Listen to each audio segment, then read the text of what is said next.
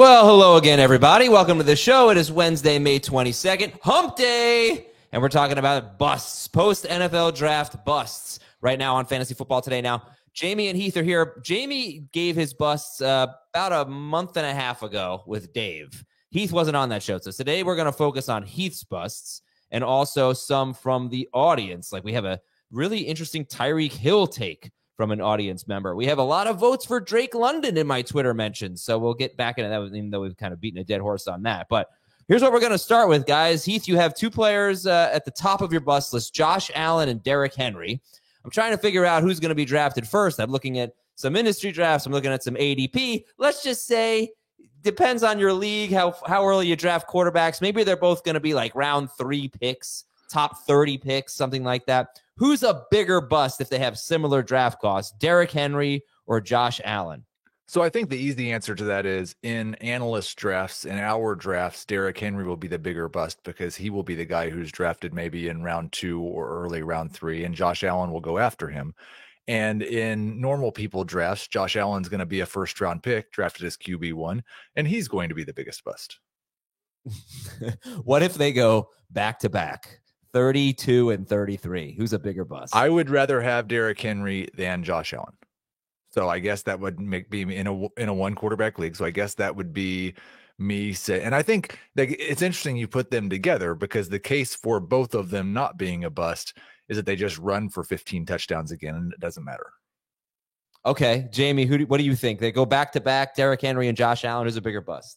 I don't think Josh Allen's getting drafted as QB1. So I don't think Josh Allen's going in round 1. I think Josh Allen will probably go very close to Derrick Henry. Allen will be a bigger bust because I don't think he's going to score 15 touchdowns on the ground again. And I think his passing numbers are going to be not as prolific as they have been when he's been at his best. So I agree with the call on Josh Allen. Do you agree with the call on Derrick Henry? No, I don't. I think this is a good setup for him if he stays healthy. The only thing I think that will ruin Derrick Henry is if he gets hurt. I think from a production and performance standpoint, he will be fine. Heath, we actually kind of did this on Monday's show. I made the bust case for Derrick Henry, but now you get to make a better one. Go ahead.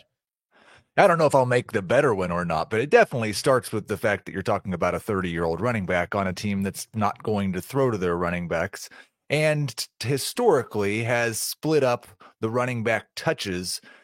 And, oh, yeah, Lamar Jackson's going to take 30% of the team's rush attempts. So I think that we will see a lower number of total rush attempts for Derrick Henry and probably a slight decrease like we saw for most of his career before the last 2. He was in the teens in terms of receptions, 18, 19, 18, 15. The last 2 years, 28 and 33. I think that comes back down.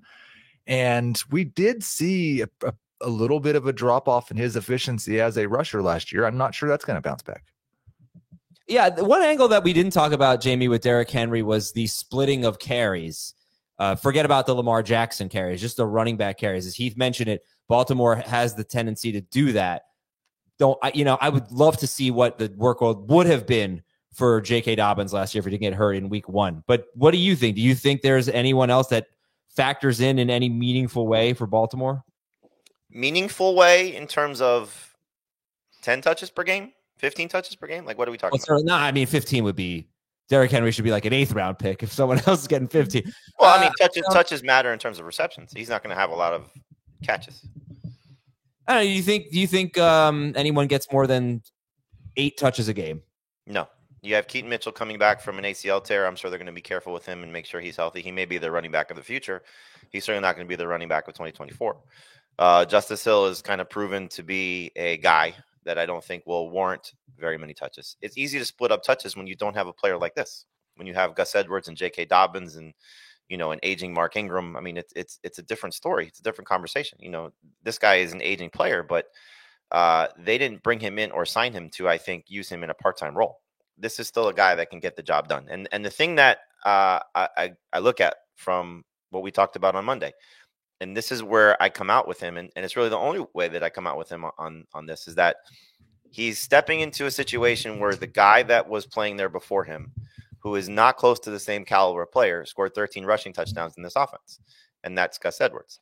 And what did Derrick Henry do last year when the team was winning and successful? He was a very productive running back, a very productive fantasy option.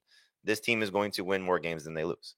And so, again, if he stays healthy, he should get 15 plus touchdowns. If he doesn't stay healthy, then he's a bust. But that's just the risk you have to take. And that's where I think Heath is 100% accurate. You're taking a chance on a 30-year-old running back. And the history suggests that these guys don't always stay healthy. So I 100% buy into that. You know how I feel about older players. But he's just proven to be an alien. And so that's the thing. It's like every time we write him off, he got the foot injury, he's not going to come back the same. He comes back the same. He comes back just as good. Last year, yes, there was a down year for him. But again, you look at wins or competitive games, he was still among the best fantasy options. So the receptions don't matter to me. Lamar Jackson's rushing doesn't matter to me. It's a matter of, will he score 15 plus touchdowns if he stays healthy? And for me, the answer is yes. So I think the competitive game thing will still remain true. Another habit Baltimore's had is it seems like they win 3 or 4 games a year and Lamar sits halfway through the third quarter. I'd take the over on 8 touches per game if you're talking about Keaton Mitchell plus Justice Hill. But because Mitchell's coming off the ACL, I'm not sure that Mitchell himself will get there, but I wouldn't be surprised if I would expect those two to combine for somewhere between 10 and 12 a game. So I'm looking now, Jamie, that was a really beautifully long answer because it gave me all this time to look up for the first time the J.K. Dobbins role. And he got hurt about 5 minutes into the third quarter of week 1. And up to that point, I believe he had every carry except for one. Gus Edwards did not have a carry, and Justice Hill had 1 carry up to that point. I actually think Gus Edwards came in for a 2-point conversion. But official carry, I think Dobbins had all of them except for 1. So take that 2.3 quarters of football and do what you will with it. I was thinking about comparisons to Derrick Henry. And what did I have here? Le'Veon Bell, 2020. He was a 3rd-round pick in ADP. He had an absolutely horrible season. He was with the Jets for 2 games and then the Chiefs for 7 games, whatever. That was the end of Le'Veon Bell. He was coming off kind of a bad year, and he still was a 3rd-round pick because he got like 60 catches the year before, 66. Ezekiel Elliott was a 3rd-round pick in 2022, coming off kind of a bad year where he actually finished about 18th, 19th per game, which is what Derrick Henry was last year, depending on the format. I will say Henry was playing a lot better than those guys were. However, he's also older than they were. They were like 27, 28. He's 30. I don't know. I do get, that's what scares me a little bit. Like, we weren't out on Le'Veon Bell and Ezekiel Elliott because they were legends until they were absolutely horrible. Does that matter? Heath, you buy that comparison at all? I mean, I think I don't know about the specific players because there were some weird things that happened with Le'Veon, obviously, throughout his career. But in terms of the idea of we weren't out on them because they'd been so good before until they were bad, I think that makes sense. The difference is that Henry's another couple of years older than those guys were when that happened. Yeah, but better. That is the other difference. Like, the age is going against him, but he was performing better. Those guys were coming off really concerning seasons. Like, I can't believe we drafted them in the 3rd round. Well, you said that Elliott was like around RB20 per game, like Henry was last year, right? Yes, he was, but he was showing signs of wear and tear and lacking, all the explosiveness was gone pretty much. Derrick Henry's had a rush over 55 yards in like 7 straight seasons. It's crazy. But he was also splitting with Tony Pollard. I guess we didn't know how much the split would be. And here's the thing about Zeke. He scored 12 touchdowns that year, and he still was a bust because that's like all he did. Henry scored 12 touchdowns last year and was a bust. No, he scored 12 touchdowns the following year, like the year. I know. Well, right. But I'm saying it's you can score 12 touchdowns and still be a low end RB2. I mean, Edwards was that last year. I just think that Henry will be a better version of Edwards. Yeah. Let me make sure I have that number right on Zeke. Yeah, he scored 12 touchdowns and he was RB22 overall. Okay. All right. And then I don't know if there's anything else you want to say about Josh Allen. Like, hey, let me ask you this about Josh Allen, because I think the big bust case for him is that he scored 15 rushing touchdowns last year. That's going to come down. But what we never really say is that he seemed to gain what he gained in rushing touchdowns. He lost in passing touchdowns. And could you see that balancing out? Because it's almost like the same amount of total touchdowns 4 years in a row almost. Yeah, I think probably not. We did see actually a decline in the number of rush attempts last year as well, and a decline in the rush efficiency. He was back down around 4.5 yards per carry and 4.5 carries per game. We did see a small decrease in the pass touchdowns. Some of that has to do with he threw fewer passes per game. His touchdown rate was a little bit down, but it was still 5%, which is above average. And I have a hard time expecting that his touchdown rate is going to rebound up when I expect his receiving core to be worse. Yeah. Okay. He ran the ball more near the end zone and threw the ball less near the end zone, at least like within the 3-yard line. Right. But you are losing Stephon Diggs, so it's just going to be hard overall. All right. Check out FFT Dynasty. I have got to listen to the age curve episode. I'm assuming it was super interesting, Heath. It was. We talked about age curve. It was with Ryan Heath. We talked about what is and is not predictive for the various positions. So I got a lot of positive feedback on Twitter from people who said that whether they're playing Dynasty or not, the information was really helpful. That's exactly what I was going to say. So you can get it in the FFT feed, but that's going to go away at some point because we're going to increase our episodes in the regular FFT feed. So check out the Fantasy Football Today Dynasty podcast wherever you listen to podcasts or watch it on YouTube at youtube.com/fantasyfootballtoday. We're going to take a break. We actually do have a decent amount of news and notes today, so we'll get to that momentarily. Stick around. We'll be right back on Fantasy Football Today. From the world of Sonic the Hedgehog, is there anyone stronger? No. Tougher? No. Hungrier? Grapes was an interesting choice for someone who doesn't use fingers. Knuckles, now streaming only on Paramount Plus. We got a couple of potentially elite running backs, Jamie. Are you worried about them? They got little OTA injuries. Josh Jacobs, hamstring injury. Kyren Williams is not going to participate in OTAs with a foot issue that Sean McVay said is nothing to worry about. What about you, Jamie? Are you concerned about Jacobs or Kyren? No. No. No.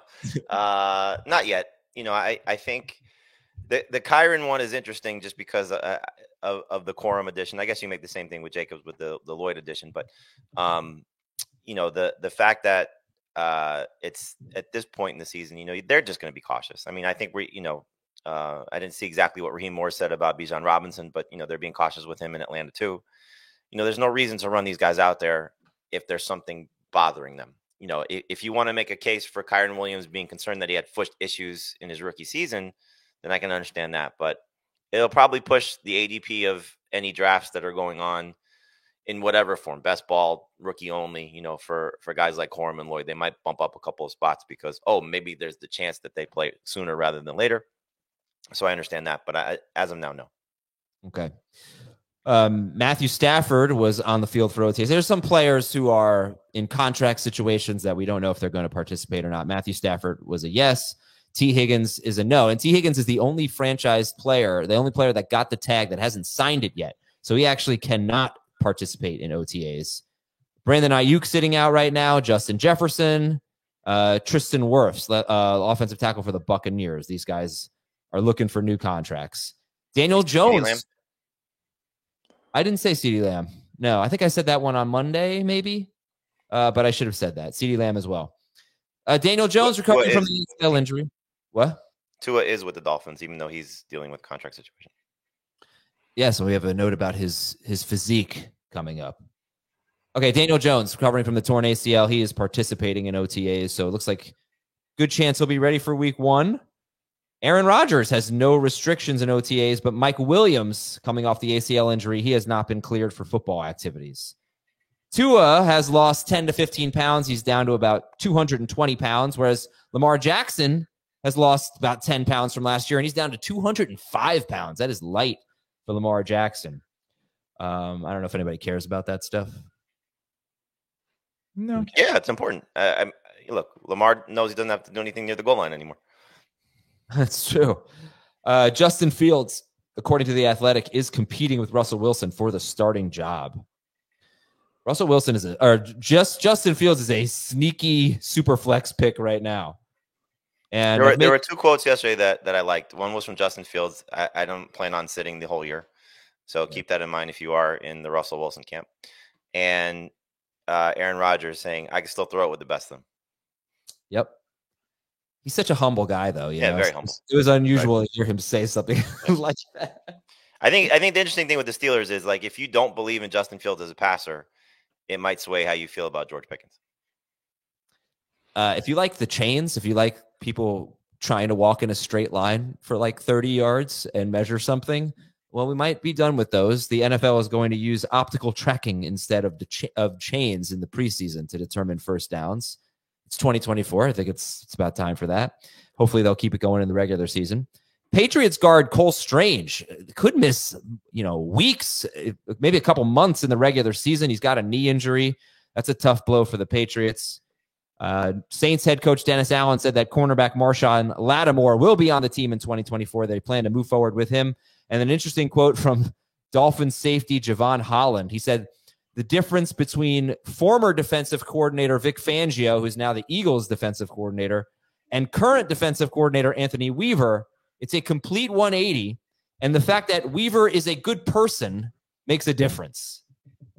Ouch. Shots fired. All right, Heath, back to your bus. So Josh Allen, Derrick Henry. This one, is this a typo? This is David Montgomery on your bus list? You love David Montgomery.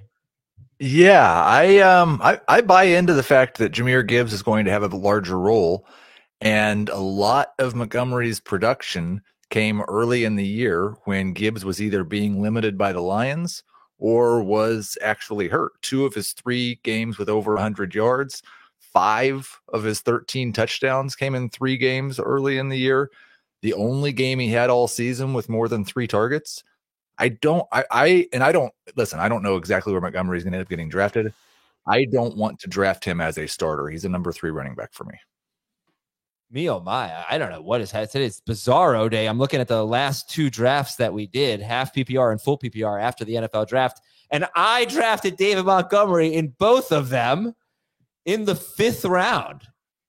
Slightly earlier, about 5 picks earlier in the half PPR draft, which makes sense. But Jamie, what do you think? Did I draft Montgomery too early in the 5th round? I don't think so. I think that's a good spot for him.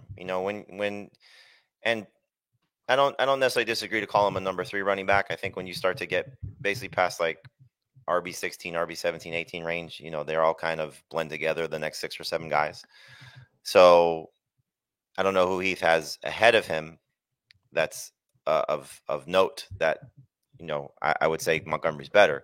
The thing that I think Montgomery will still do is score touchdowns. And so, again, I don't think anybody was ever drafting him to be a pass catcher, especially after they added Jahmyr Gibbs last year.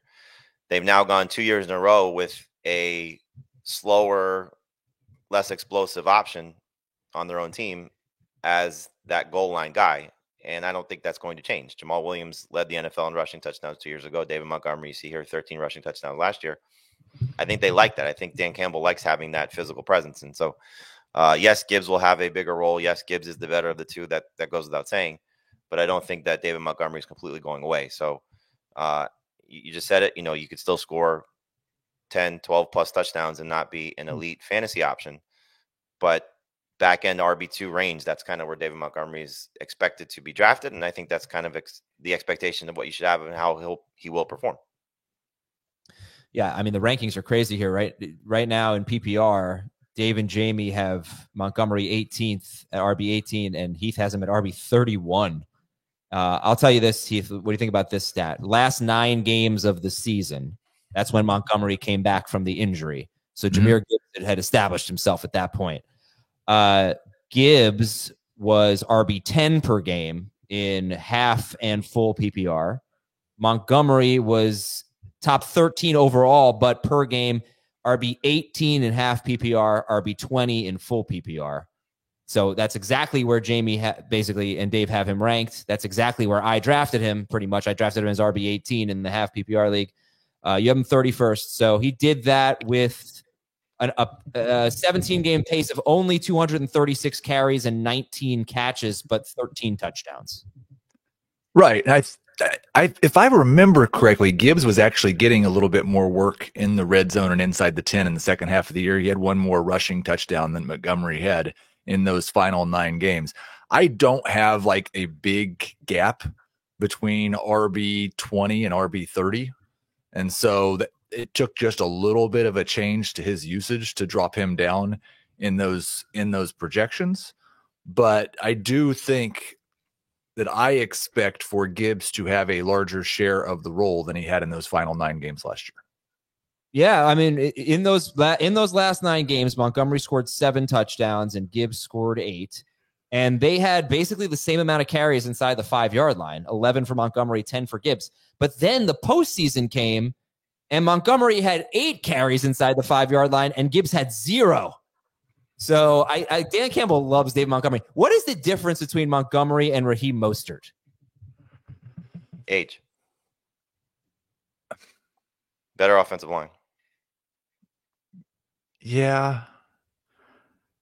I'm more concerned about the health of Achane than I am Gibbs. I think Gibbs will have a bigger role than Achane will. Who has more injury upside if Gibbs and Achane both got hurt? There's a third guy there in Miami now, so it's kind of an unknown. But I would say Mostert probably has more upside if Achane gets hurt, because at least you know what. I take that back. No, Montgomery has more upside. I'd say slightly Mostert, but I don't have a strong feeling about it. No, I think I need to make that soundbite a little bit longer. no, It's like too brief. They No. edited poorly. no. All right, moving on. Well, I guess we could do a little bit of David Montgomery ors. David Montgomery or Devin Singletary? Montgomery. I'm just I've gonna got make Singletary Heath, just barely right now. I'm just gonna make Heath say things that I know people are gonna be like, "What?" It's all one right. of your favorite things to do. Zach Moss. Yeah, I take both of them in every draft, and I always draft Montgomery. And I do have Mostert a couple of spots ahead of Montgomery. Okay. Yeah, look, I love Heath's rankings because they are bold and different. You know, like you'll get Montgomery at RB31. Although in Fantasy Pros, he is going pretty late. He's RB19, but 75th overall. So I guess whatever ADP. I would guess that most of the Fantasy Pros ADP is best ball ADP. If I'm just guessing. Yeah, I mean, like Brian Thomas is going ahead of Aaron Jones. Well, that's also their rookie only drafts too. Right. Maybe. That's why I don't think there's any good ADP yet. No, there isn't. Okay, next on the bus list is Stefon Diggs. He will turn 31 on November 29th, and really horrible in the last 8 games of the season, where he was not even a top 40 receiver on either a per game or overall basis. Okay, Stefon Diggs, what round would he have to go in to be a bust? Like, whoa, that's too early for Stefon Diggs. Oh man, you ruined what I was going to say. I was going to bring up something I learned this morning, that Allen Robinson's on the Giants. And I think it was Allen Robinson who was the first wide receiver that I said, when a guy gets late in his 20s or early in his 30s and shows you that he's lost a step, believe him. I don't want to draft Stefon Diggs in the first 5 rounds. 4 rounds. Okay, so round 5, you'd be okay with it in a 12-team league. He's okay in round 5. I do have him 3rd amongst the Texans wide receivers. He did have his lowest yards per catch last year since he was in Minnesota, his lowest yards per target since he was in Minnesota, his lowest yards per game since he was in Minnesota. He now has more competition for targets than he had in Buffalo, so I don't think you can just count on him seeing 10 targets a game like he has for most of the past 4 seasons. Okay, Jamie, I'm seeing Stefon Diggs 36th overall in our PPR draft, about 42nd overall in our half PPR draft. In the ESPN draft, he went 39th overall. So, late, 3-4 turn, or maybe a little bit into round 4. That's too early for Heath. How about for you? In a 2-receiver league, it's too early. In a 3-receiver league, that's about the spot you should expect him to go, because how receivers get pushed up, and I think how most people should be drafting the position, which is, the top 25 to 30 receivers should be going in the first 40 some odd picks, based on how the positions shake out. So I don't mind him in that range, but I do think that it's a very fascinating discussion, and we're going to have it a lot, of Collins versus Diggs versus Dell, and which is the best of the trio and who's the worst. And the worst might be really bad.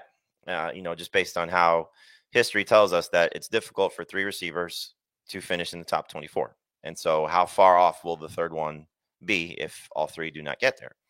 And so, I think the Texans set up Stephon Diggs to have a big season, trading for him and giving him the opportunity to prove that he still has an opportunity to play at a high level, changing his contract and allowing him to go out and earn another big payday if in fact he's going to get one. And so they dangled the carrot in front of him and they said, go get your bag if you think you're still capable of doing it.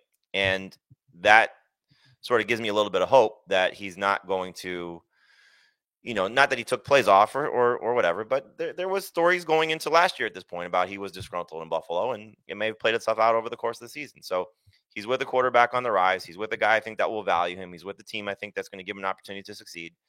And so how much does that push back and push down the value of the other 2 guys? So I'm fine taking a chance on him as a low-end number 2 receiver. I don't want to reach for him. I certainly don't think he's at the same caliber player that he used to be. And how much of last year was the change in offense? How much was it he just wanted out? How much of it was, as he said, which is probably, the most easy thing to identify, is that at his age did he lose a step? And we're going to find out. So don't reach for him. Don't overvalue him. The 3-4 turn, I think, is a good spot in a 3 receiver league. There was a player that got the Jamie Rocket emoji yesterday or the day before on Twitter that I saw, and he's now 1 spot behind Diggs in my wide receiver rankings. I think it's a really interesting comparison. It's Chris Godwin. Why did he get the rocket ship emoji, Jamie? He spoke about the new offense and being back in the slot and how much that allows him to play at, I think, a more comfortable level for him. Oh yeah, I love it. All right, well, let me throw this scenario at you, okay? What if Diggs didn't lose a step? What if he just was not a fit for Joe Brady's offense? Because he was so good at the start of the season. And there is an article that I'm reading now that I read a few, whenever it came out last month or something like that. It's from CBSSports.com, April 9th by Douglas Clawson. And it's why Stephon Diggs should return to superstar form with the Texans after discouraging final stretch with the Bills. Now, for the one, I don't see him returning to superstar form just because of the targets, but there are some compelling cases in this story about why he was not doing well, specifically under Joe Brady. He had 23 receiving yards on play action in 9 games with Brady compared to 346 before. It did worse when he was in motion. Half of Diggs' targets with Joe Brady were either screens or quick hitches compared to 42% prior. So that's a little bit more. But mostly it was that he wasn't getting anything done in the vertical passing game. And he was before the Joe Brady hire. And this article theorizes that Joe Brady just didn't do a good job of scheming Stephon Diggs open, basically, and that Bobby Slowick will. So, whether you want to listen to this article or not, you just look at the stats. He was so much better before the offensive coordinator change, when Josh Allen's passing numbers were better too, by the way. Can you buy that he didn't actually show us that he was losing a step? Because it didn't happen at the start of the season. It happened mid-season, and it happened under Joe Brady. I think it's possible. If that's true, then it makes me feel a little better about my Josh Allen bust call. Like if Joe Brady is the problem. But I think it really just comes down also to how you feel about Tank Dell and Nico Collins. Because I think they're both kind of ascending stars.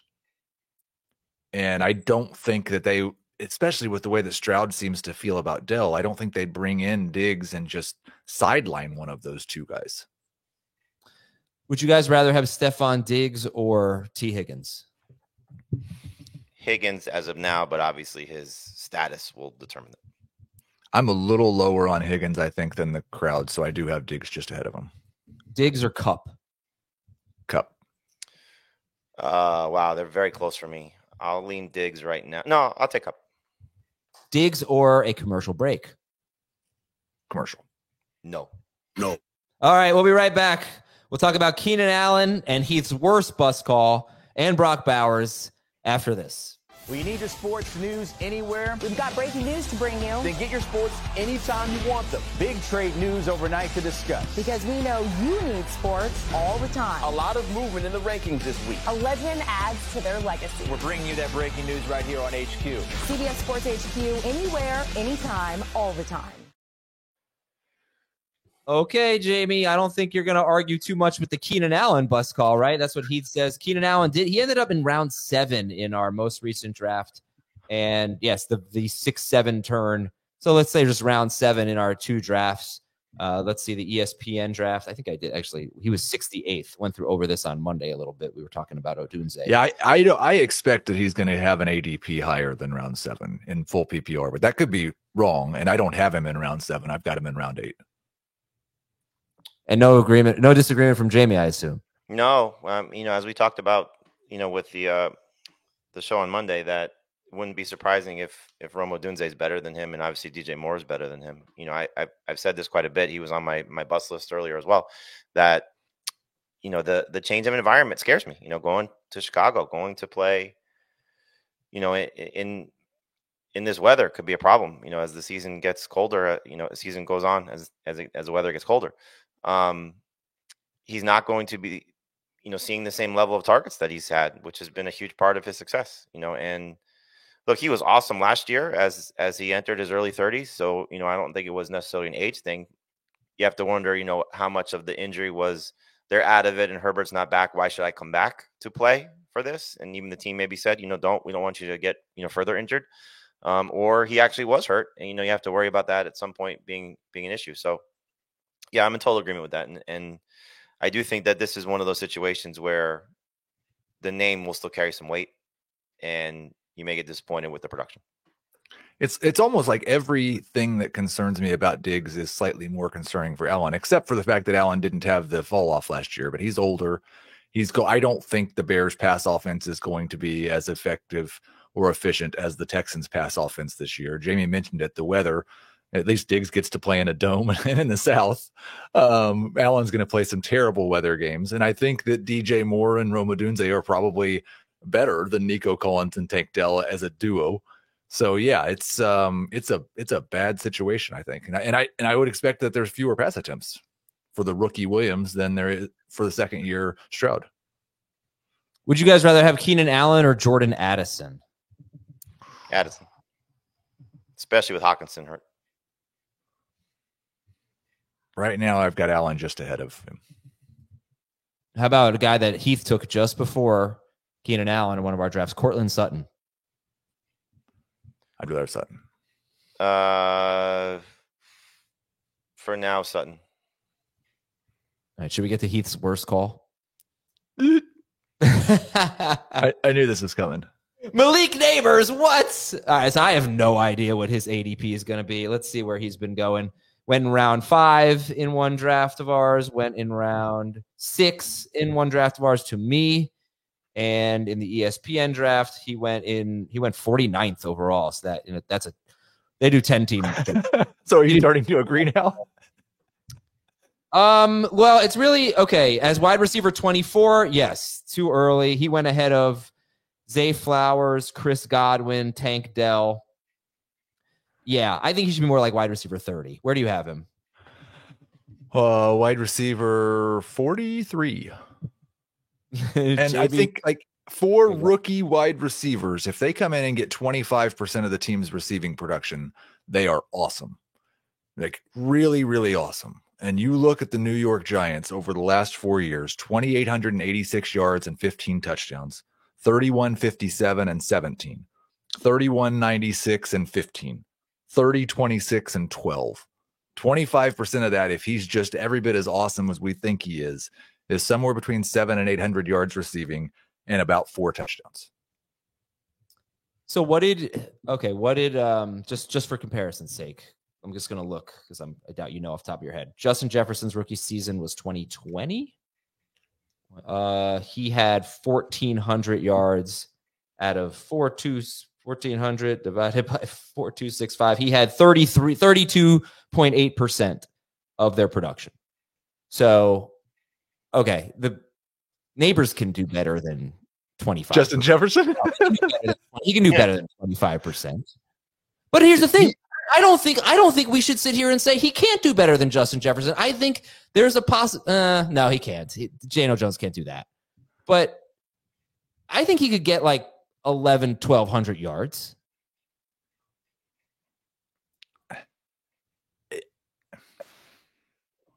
Man, he's a super, and he might be. He's a super duper star if you come in as a rookie in this offense with this quarterback and produce 1,100 yards. That is the tip top outlier ceiling case. And I think even in that case, it's probably a low touchdown total, and he's around our wide receiver 25 or something. I'm hopeful for Neighbors to be like 950 to 1,000 yards and 6 touchdowns.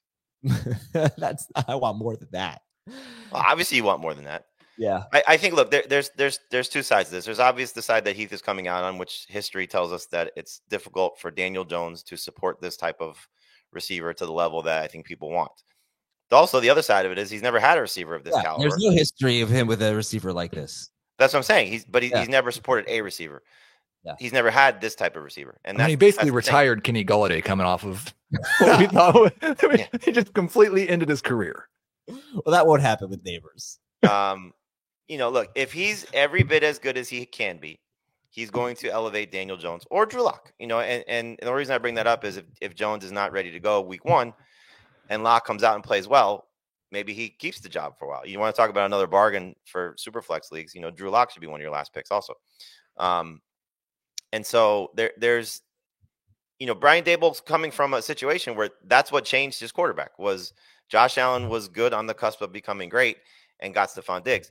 Daniel Jones is terrible. To make him good, you have Malik Neighbors come in, and hopefully that's what happens and changes the tenor of his career and maybe what the Giants are looking at.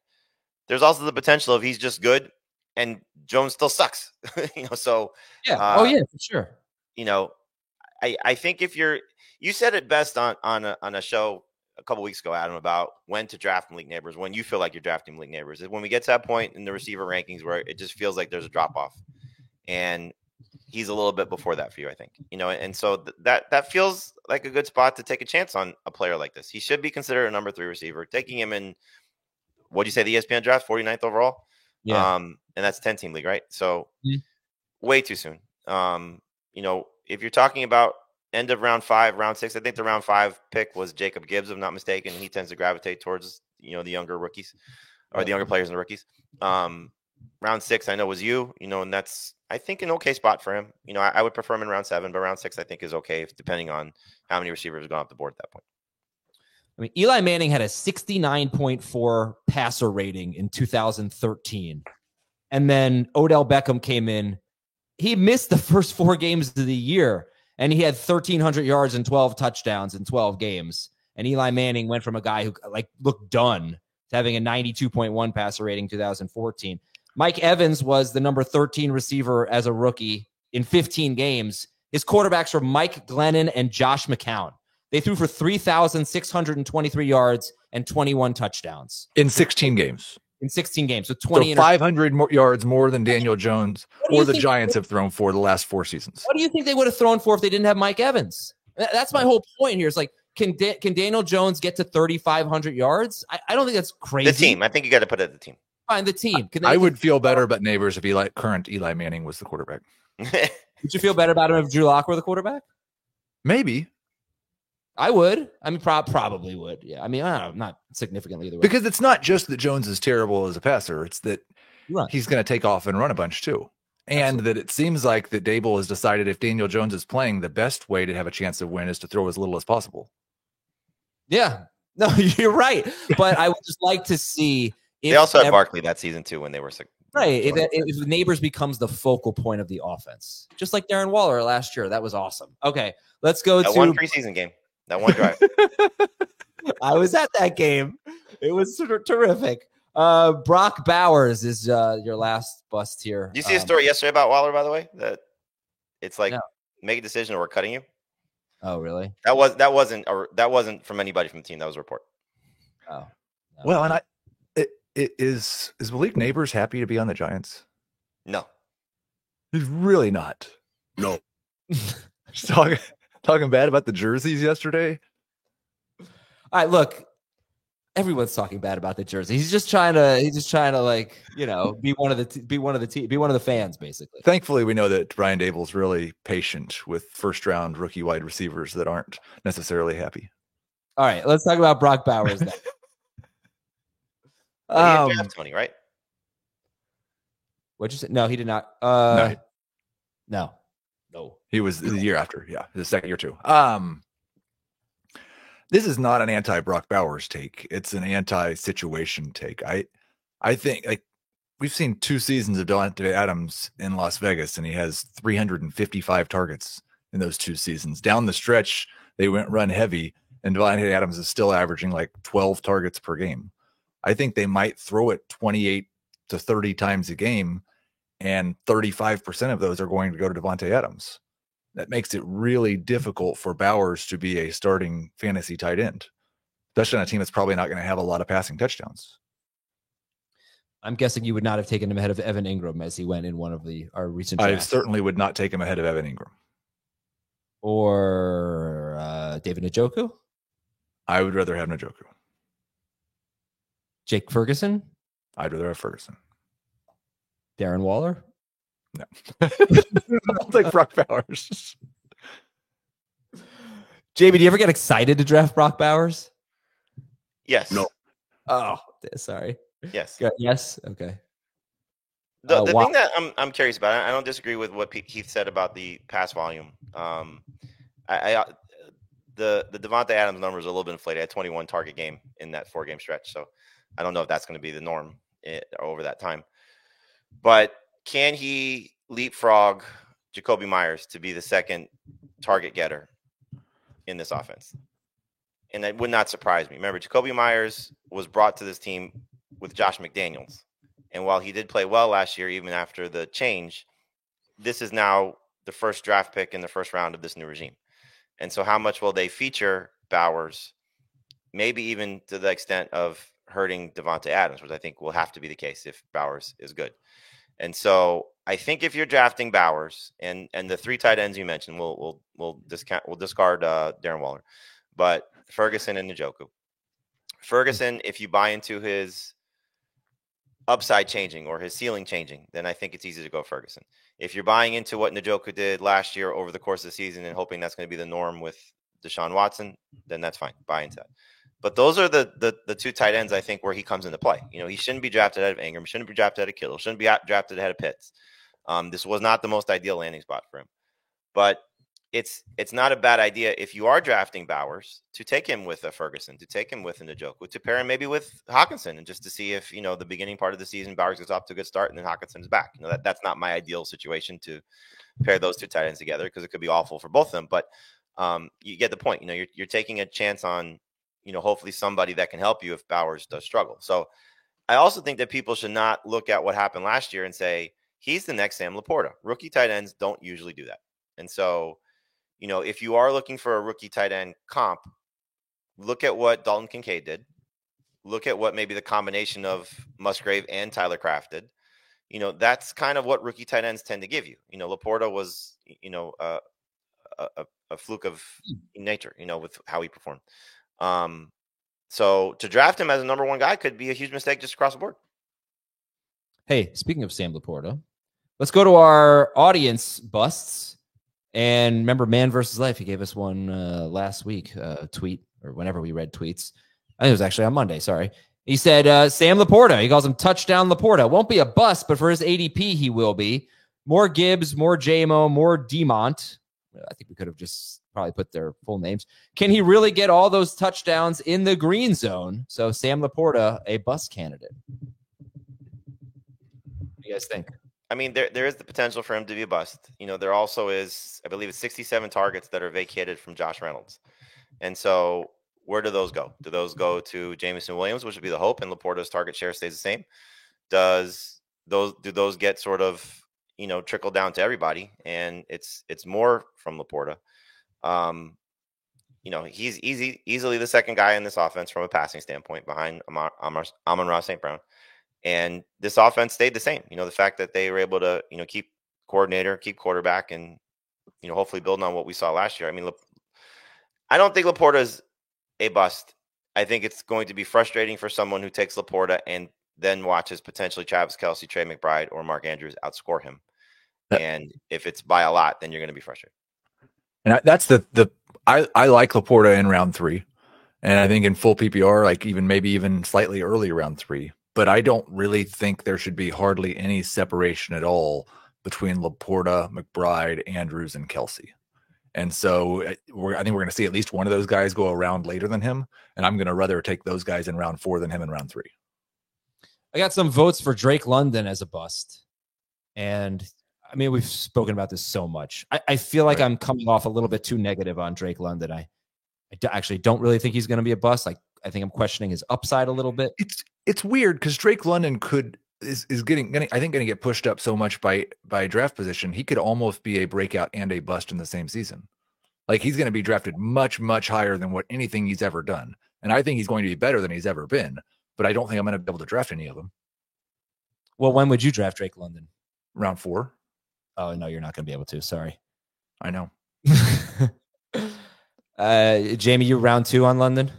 Yeah. And Heath is right. He could have an amazing season, but be outperformed by a couple guys that may go behind him. Jalen Waddle can easily bounce back and perform better than him. Devontae Smith, 2 guys that have done it. T. Higgins, guys that are in, fairly good situations as well, if not great situations. So that's the risk you run when you're taking a player like this.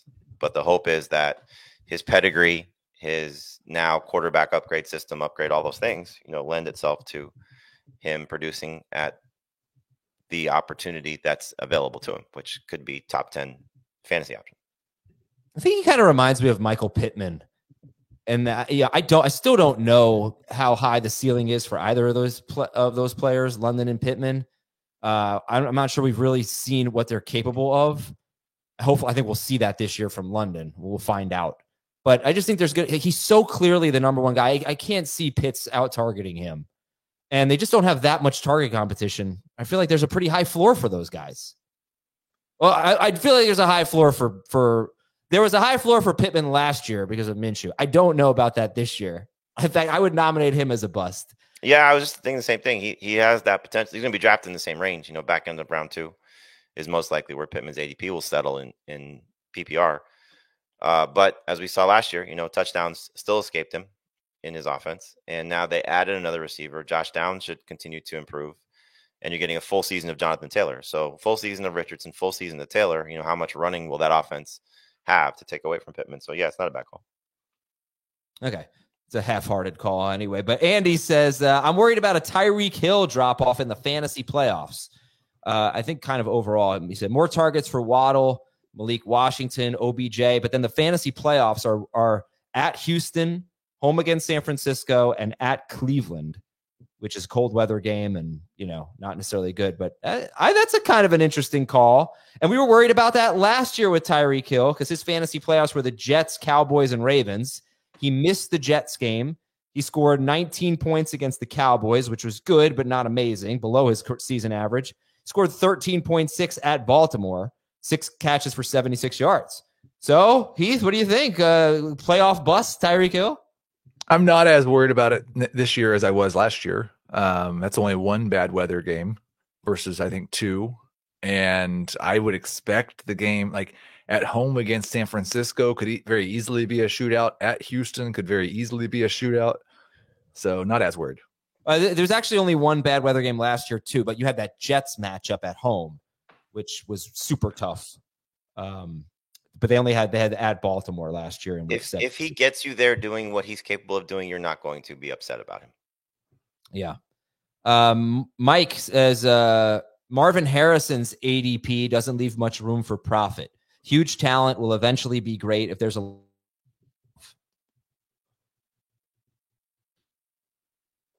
Marvin Harrison, you agree with that take, guys? I don't know if it was me, but you froze there, so I didn't hear exactly what you. Oh, I'm sorry. Marvin Harrison's ADP doesn't leave much room for profit. Huge talent, will eventually be great. If there's a learning curve, he won't pay off. I didn't hear you froze. No, okay. Yeah, it's the same thing like Drake London. I mean, you're asking a player to do something he's never done before. Step into the NFL and be a superstar. And yes, there's everything is right there for it. Number 1 guy in an offense, expected to be the number 1 guy in the offense. Not a lot of competition for targets. We can sit here and say McBride, yes, that's an obvious one. But Michael Wilson and Zay Jones, are they going to, hurt Marvin Harrison's upside? They might, but those aren't exactly scary options right now. So Is drafting him early round 2 too high? Probably so. But if you want him, that's where you have to get him at this point. Don't say probably so. You don't believe that, do you? That is too soon? Yeah. No, I'm drafting him there. But I mean, Right. again, history tells us, you went through and looked at a bunch of rookie wide receivers. I know you're looking at ones with bad quarterbacks, but there's not a lot of guys that do what we're asking him to do. We've had 3 in the past 4 years: Jefferson, Chase, and Puka. I think we're seeing it's pretty possible. That's but you're right. I mean, we don't get a lot of rookie wide receivers that do that. But you don't feel like that's too early. And I also don't think you believe that his ADP doesn't leave much room for profit, because he's going let's say he goes 15th overall. I think you both probably feel like Harrison could perform like a top 5 player. Yes. I actually don't think he's going to go 15th overall. I think we're going to see him closer to 20. Just because when the quarterbacks start to get in there, from what ADP will tell us, our drafts, he's going to go in the top 15. I will say he's going to have probably a wide range. I think probably CBS ADP's late round 2. I know the very first glimpse that I saw of NFC high stakes ADP, he was 12th. I think he'll have a first round ADP in high stakes leagues, and probably late second round in leagues where quarterbacks get drafted earlier. Andre says Devontae Adams will be a bust. He's an aging wide receiver with poor quarterback play. I agree. If he has a round 2 ADP. Yeah. He was also an aging wide receiver with poor quarterback play last year. What, do you think he was a bust last year? I don't think so. Was he? Where did he finish? He finished 11th or 12th, but per game, I think he was more like 18 or 16. I'll tell you in a moment. Okay. Devontae Adams was, yes, he was 14th in non-PPR, 10th in PPR, and per game, he was 19th in non-PPR, 17th in PPR. That's probably a slight bust, yeah. All right, but last he's not going to be drafted as high as he was last year, probably. Gut check says Tony Pollard will be a bust. I feel like there's a good chance he'll be the 1B instead of the 1A. I guess it just depends on when you're drafting him. We haven't seen him get drafted in a range right now that I think is bust worthy. Last year certainly was. Yeah, it's kind of weird. Is there a scenario where they both end up being solid draft picks? And I look at the last draft we did, and Pollard went in round 7 and Spears went in round 8. And I'm like, yeah, that could work. Oh, yeah, they could be Najee and Warren. I was going to say, what was the finish for the Steelers, guys? Okay, if you need a second. You want full PPR, half PPR? Full. Okay, per game? Per game, I actually think Warren was better than Najee. Warren was RB 29 per game. Najee was RB 31 per game. Yeah. It's not as good as I remember. Yeah, not great. They had 13 rushing and 2 receiving touchdowns combined. So 15 total touchdowns for them. That's not great. That's probably but they're right around RB 30. I'm guessing that's where they were drafted in Pollard and Spears in this draft. Anyway, if you guys want to talk for 5 seconds, I can figure that out. Yeah, I expect there to be a bigger gap between Pollard and Spears. I think I may have downgraded Spears more with the Pollard signing than other people did, but I expect Pollard to have at least like a 60-40 split edge as opposed to what we saw for Najee and Warren last year. Pollard was RB 25 and Spears was RB 33 in this draft. Okay. Steelers desk. All right. Thank you guys. We'll talk to you. We have another episode tomorrow. We'll talk to you then. For Heath and Jamie and Thomas, I'm Adam. See you tomorrow.